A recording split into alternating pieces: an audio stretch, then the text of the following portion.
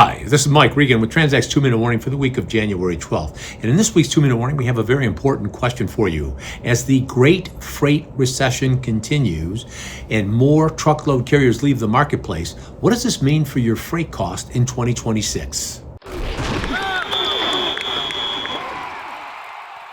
Back in October, we issued a 2-minute warning where we featured the comments that were given to us at the Knit League Summit from Bob Costello, the Chief Economist with the American Trucking Association.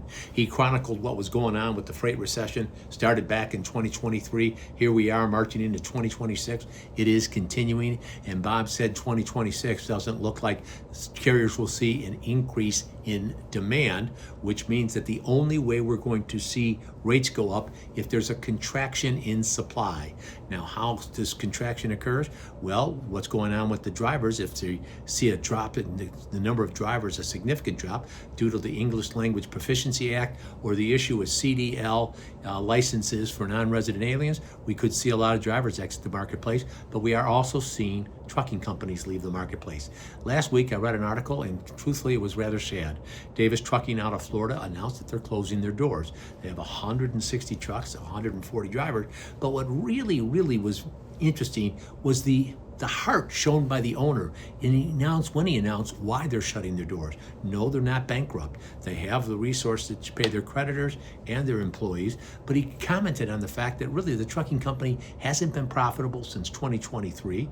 It wasn't a great year in 2025, and 2026 isn't looking better in terms of increased demand. So you take a look at what's going on in the trucking company with rising costs, bigger insurance, the issue of litigation if there's a truck accident.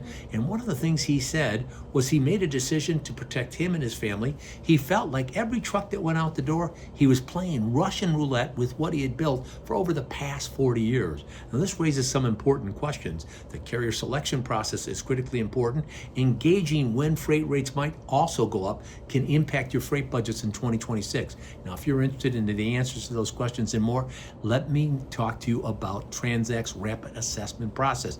It's a dynamite tool where we get everyone in the organization, get them on the same page so they understand how the freight issues could affect their company overall. Sales, procurement, ops, finance, IT, you name it. We want them to understand that as you manage your transportation costs, you could see variability that could affect what your budgets look like.